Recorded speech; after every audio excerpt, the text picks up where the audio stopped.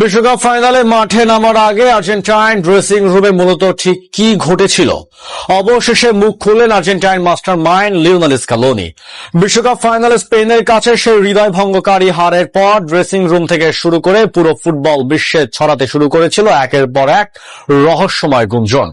ফাইনালের ঠিক আগে মাঠের লড়াইয়ে নামার মুখে আর্জেন্টিনার ড্রেসিং রুমে নাকি তৈরি হয়েছিল ভীষণ অস্থিরতা। মেসি নাকি সতীর্থদের উদ্দেশ্যে এমন কিছু কথা বলেছিলেন যা নিয়ে তৈরি হয় চরম বিতর্ক। এমনকি সাবেক তারকাদের তোলা প্রশ্ন আর দলের ভেতরের অন্তর্দগ্নের খবরে তোলপাড় শুরু হয়ে যায় সোশ্যাল মিডিয়ায়। এতদিনে নীরবতা গ্রাস করে রেখেছিল সবাইকে, কিন্তু অবশেষে নিজের নীরবতা ভাঙলেন আলবিসেলেস্তেদের master mind coach Lionel Scaloni. নিজের জন্ম শহর পুজাতোতে ফিরে সাংবাদিকদের সমস্ত বিষাক্ত প্রশ্নের সোজা সাপটা ও কড়া জবাব দিলেন তিনি। ফাইনালে নামার আগে আর্জেন্টিনার গোপন ড্রেসিং রুমে আসলে কি ঘটেছিল, স্কালোনি কিভাবে গুড়িয়ে দিলেন সব বিতর্কিত তত্ত্ব। চলুন এই এক্সক্লুসিভ ভিডিওতে স্কালোনির সেই বিস্ফোরক মন্তব্য ড্রেসিং রুমের আসল সত্যিটা এবার দেখে নেওয়া যাক। ফাইনালের বিষাদ কাটিয়ে নিজ শহর পুজাতোতে যখন স্কালোনির গাড়ি এসে থামলো, মুহূর্তে সাংবাদিকদের ঢেউ এসে আশ্রয় পেল তার গাড়ির জানালায়।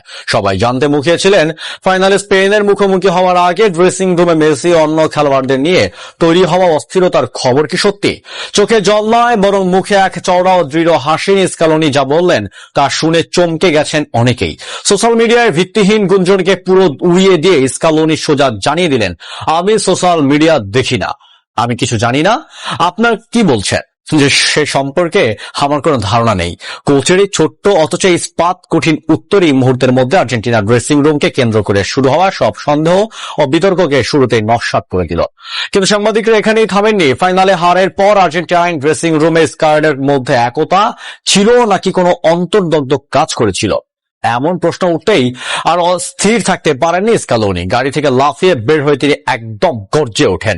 ক্ষোভ ও গর্ভের মিশ্রণে স্কালোনি উত্তর দেন, আমি বিশ্বাস করতে পারছি না, আপনারা কি বলছেন? আমরা একেবারে ভিন্ন পথে হাঁটছি। নিজের শিষ্যদের উপর একত্রিম ও কৃত্রিম বিশ্বাস রেখে উচ্চ কণ্ঠে তিনি আরো বলেন, গুরুত্বপূর্ণ বিষয় হলো এই ছেলেরা তাদের স্বপ্নকে উজাড় করে দিয়েছে। এই নীল সাদা জার্সিতে তারা নিজেদের যাত্রী নিয়েছে এবং আমাদের শুধু সেদিকেই মনোযোগ দেওয়া উচিত। আশা করি ভবিষ্যতে যখন কোনো খেলোয়াড় এই জাতীয় দলে আসবে, এই ত্যাগ তাদের কাছে এক অনুকরণীয় ইঙ্গিত হয়ে থাকবে। বিশ্বকাপের সেমিফাইনাল ইংল্যান্ডকে হারানোর পর ফকল্যান্ডস আর্জেন্টাইনদের ব্যানারে দেখানোর কারণে 3 আর্জেন্টিনার খেলোয়াড়দের ওপর ব্রিটিশ ভিসা নিষিদ্ধ করার গুঞ্জনও ড্রেসিং রুমের পরিবেশকে ভিসিয়ে তোলার চেষ্টা করেছিল। রাজনৈতিক চাপ ও বিতর্ক নিয়ে স্কালোনির কাছে জানতে চাওয়া হলে তিনি অত্যন্ত বিচক্ষণতার সাথে উত্তর দেন। তিনি বলেন, আমার এ বিষয়ে কিছু জানা নেই, তারা আমাদের কিছুই বলেনি। আপনারা যেভাবে মাঠে পতাকা দেখেছেন আমিও সেভাবেই দেখছি।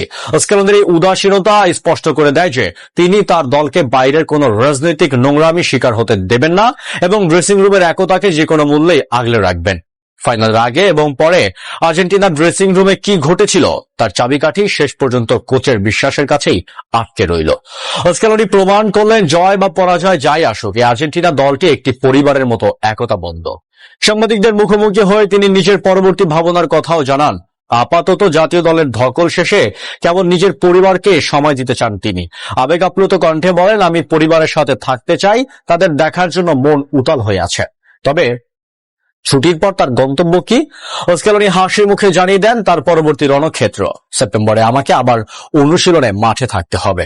বিশ্বকাপ ফাইনালের আগে বা পরে ড্রেসিং রুমে হাজারো অপপ্রচার চালানো হলেও স্কালোনি প্রমাণ করে দিলেন যে এই আর্জেন্টিনার মূল শক্তি কেবল ট্রফিতে নয়, তাদের রক্তে প্রবাহিত অদম্য একতায়। ফাইনালে স্পেনের কাছে হারলেও ড্রেসিং রুমে মর্যাদা ও লড়াইকে আপনি কিভাবে দেখছেন? কমেন্ট বক্সে আপনার মতামত জানান। 2026 ফিফা বিশ্বকাপের এমন সব এক্সক্লুসিভ ইনসাইড স্টোরি, আনকাট বিশ্লেষণের জন্য আমাদের চ্যানেলটি এখনই সাবস্ক্রাইব করে রাখুন। দেখা হচ্ছে পরের পর্বে। ধন্যবাদ।